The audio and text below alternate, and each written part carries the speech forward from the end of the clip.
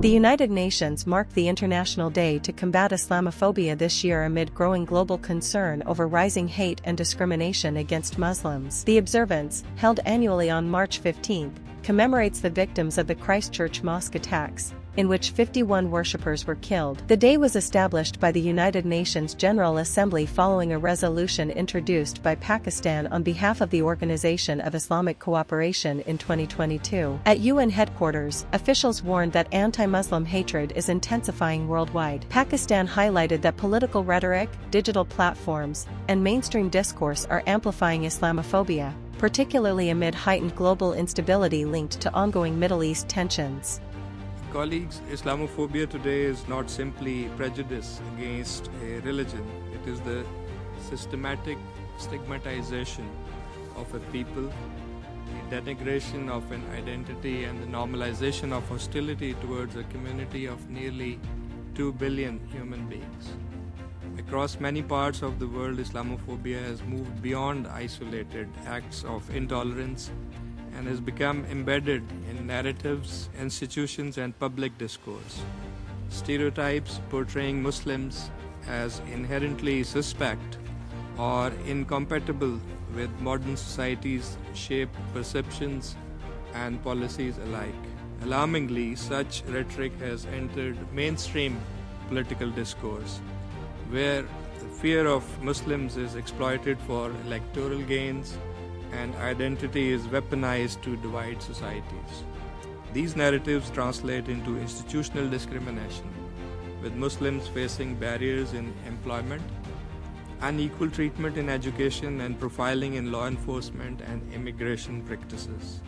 Islamophobia also manifests through attacks on visible expressions of faith. Mosques are vandalized, the Quran desecrated, and Muslim women targeted because of their attire. In many places, we have witnessed the destruction and erasure of Muslim cultural and religious heritage, an assault on history and the identity of entire communities. The digital age has further intensified these challenges as online platforms amplify hatred, promote disinformation, conspiracy theories, and incitement against Muslims to spread across borders with unprecedented speed.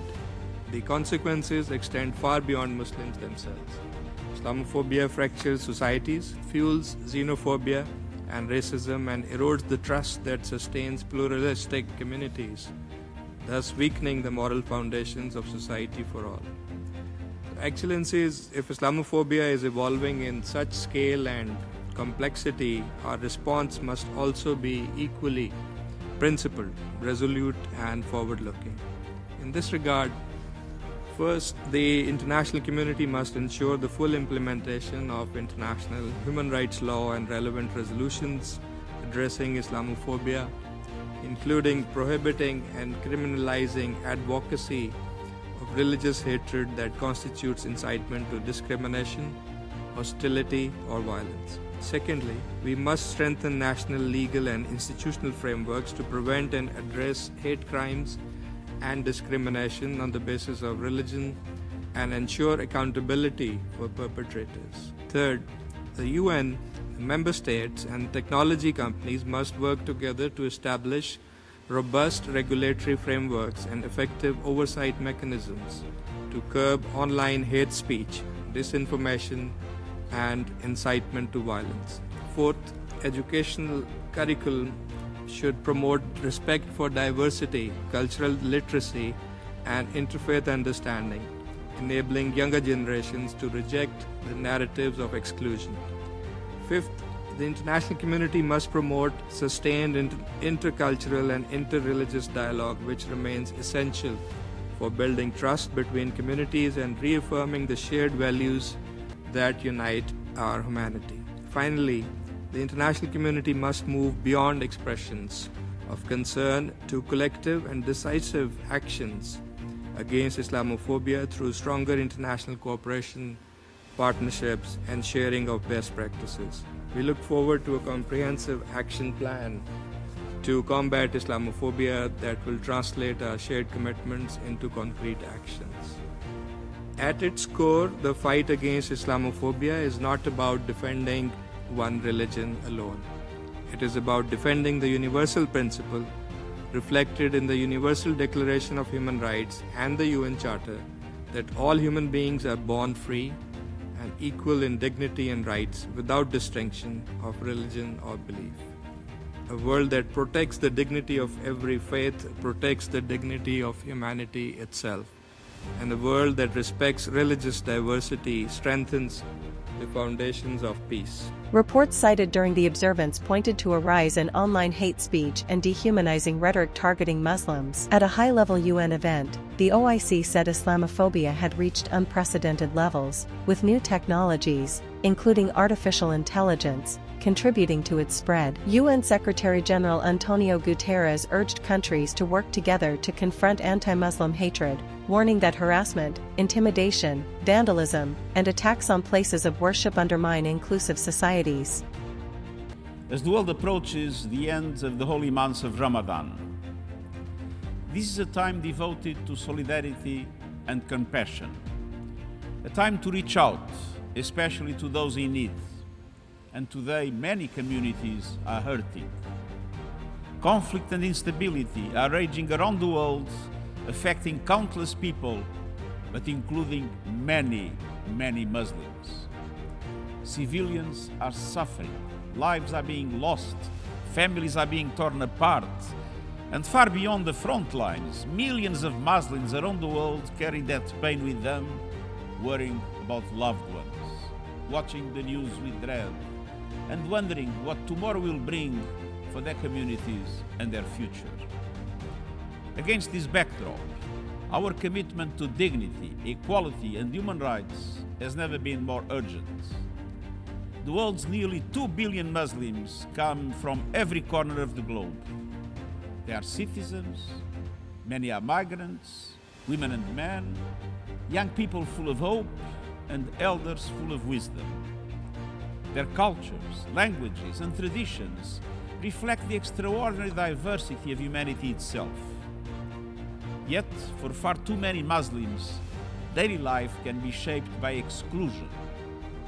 We are facing a rising tide of anti-Muslim bigotry and hate. The bias can be overt: institutional discrimination, social-economic marginalization, sweeping immigration restrictions, and unwarranted surveillance and profiling. But the bias can also be subtle, in opportunities quietly denied, assumptions left unchallenged, questions weighted down by suspicion. These everyday experiences rarely make the headlines of statistics, but over time, they shape lives, erode trust, and send a clear message about who's seen as belonging and who is not. These realities are driven and dangerously amplified by anti-Muslim rhetoric, misinformation, and outright hate. When discriminatory narratives are echoed by those in positions of authority, prejudice becomes normalized. When stereotypes are left unchallenged, they harden into policy.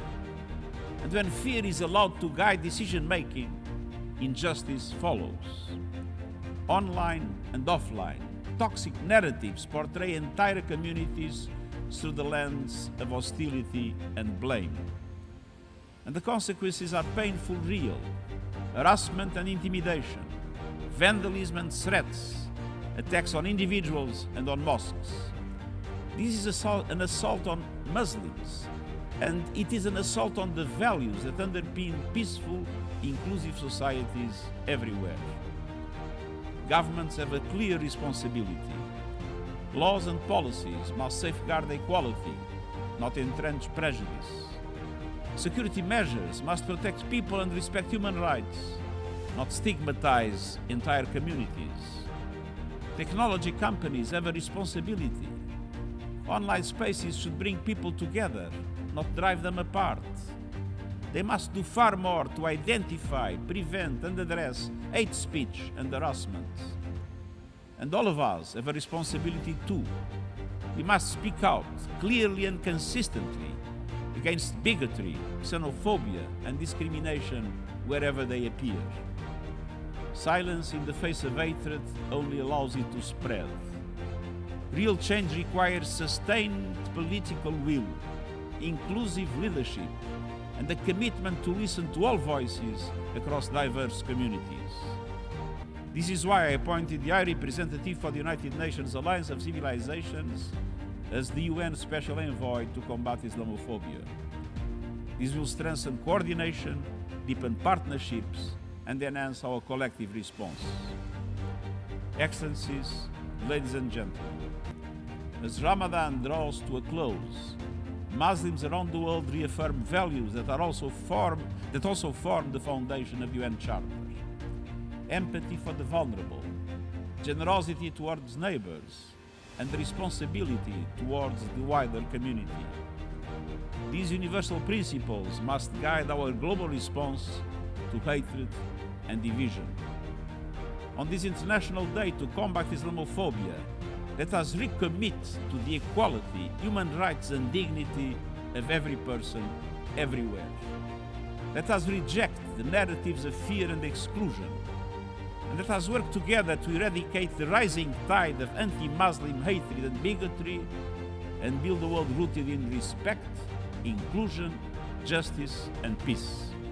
UNGA President Annalena Baerbock also cautioned that digital platforms are accelerating misinformation and prejudice. Pakistan's permanent representative to the UN, Asim Iftikhar Ahmad, described Islamophobia as the systematic stigmatization of Muslims, leading to discrimination in employment, education, and law enforcement practices, and called for decisive global action.